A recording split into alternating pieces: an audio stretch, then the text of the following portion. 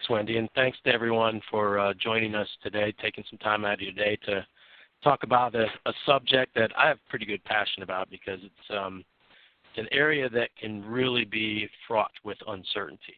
If you think about the process of buying a car, say back in the late 90s, dealers had all the information. So going in as a consumer is very difficult for you to get the information that you needed to know whether or not you were getting a good deal. So the dealers and the salesperson, held that information tight. So if they told you that they're going to cut you a bargain on this one, you couldn't really tell whether or not they were giving you a line or actually giving you a good deal. Now, however, you think about the information that's at your fingertips with internet and car pricing websites like KBB, Edmunds.com, things like that, it's a much more level playing field. Car buyers have access to independent comparative cost information before your assessment and negotiation activities even begin. So you can go in and look what features cost and what discounts the salespeople are getting, the dealers are getting from the automakers. Consumers are much more informed and have more bargaining power, and really that's what we want to try to convey to the world of software development. When we're out there buying a new software system, how, and you're getting bids in from vendors, have we been offered a reasonable price, or are we looking at something that is overpriced, underpriced to get into the market? Are we getting the functionality we ask for and need? Is the proposed schedule realistic? Has this project been deliberately underbid? So there's all these questions that surround buying software systems that are very difficult to answer without a good quantitative approach and a structured methodology around it. So today we want to talk about those things, and we're going to start with two key estimation maxims and some definitions so we're all on the same page. The methodology, basically your roadmap through the fog.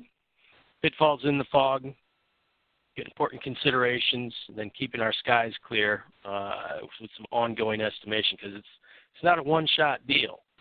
Once the project has been awarded, once the contract has been awarded, the question is, how do we keep it on track? So it should be an ongoing process for you to keep on top of that. And then we're going to look at a specific example.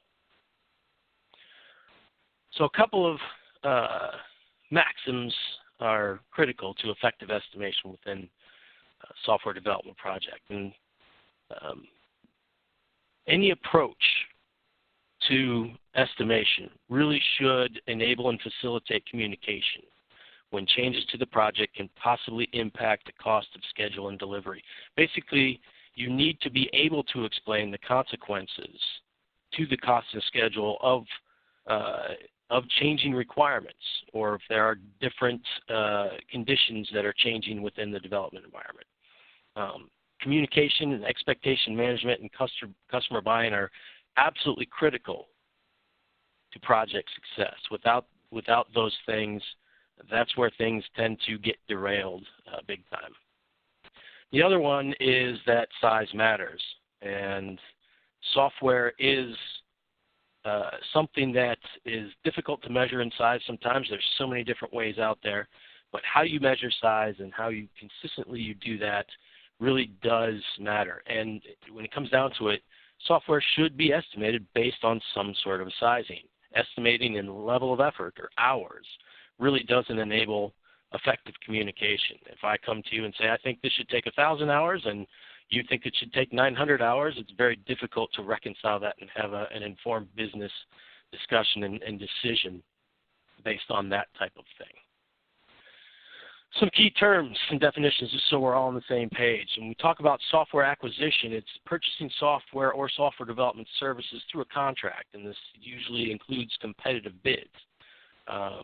It can be any kind of system. So when we talk about a COTS system, a commercial off-the-shelf, we think about something that is purchased and used as is with no customization, or used as is with some additional customization for new requirements that it doesn't meet.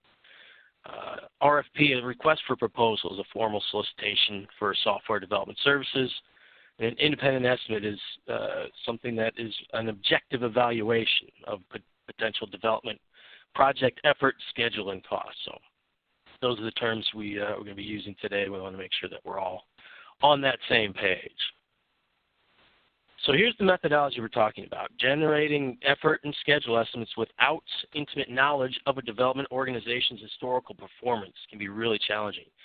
If you've been embedded in an organization for a long time and you've got good historical data for how your development teams perform, that's a great way to do estimation. However, so many times we're coming at it without that type of data, without that type of information.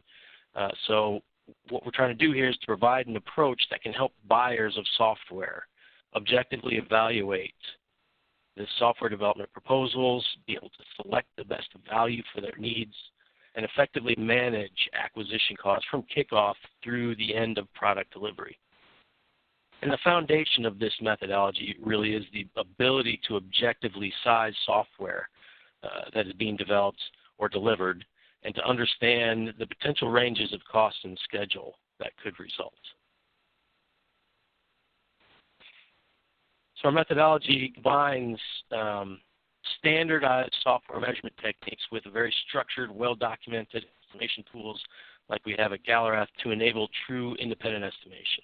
The goal is not here to produce the single right answer in terms of cost and schedule, but rather to understand what a reasonable range of answers might be and how vendor responses to an RFP fit within that range. Most of the times vendors are submitting point estimates, so you really want to understand where do they fit along the spectrum of possible outcomes that could be realized as a result of what it is we're asking them to do. And additionally, the methodology can help a program understand the relative cost and schedule risk that it accepts by selecting one proposal over another. The real goal here is to be as objective and transparent as possible. And we'll get into how we do that right now. So step one, defining functional requirements. And sometimes this is kind of treated as optional. We get into software acquisition efforts before functional requirements have fully been defined, and that's just the nature of how software has been delivered over the past few decades. So if requirements have been worked on ahead of time, you'll definitely get better bids from your vendors because there's be that much less uncertainty in what they need to deliver, what they will be building.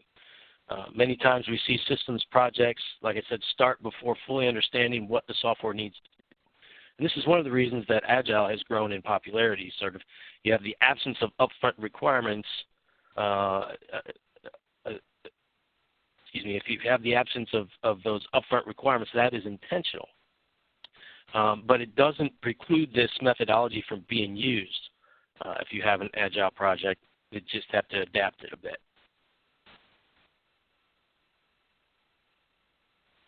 So where the rubber starts really hitting the road is conducting a function point analysis. So being able to objectively size your software based on requirements is why we would go use this particular approach for software sizing.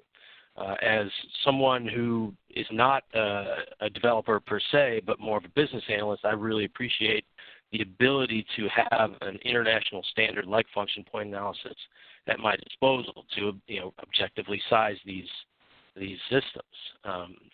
Function point analysis measures that software size based on functional requirements requested by and provided to the user. These results can be included as part of an RFP along with the requirements document, so your vendors would be working from the same set of assumptions, assuming they know what function points are. The consistency and the repeatability and the documentability of these are all very important here. So if you think about building a house, being able to communicate with your potential building contractors of the size that you're asking for a 4,000 square foot house, that's a standard.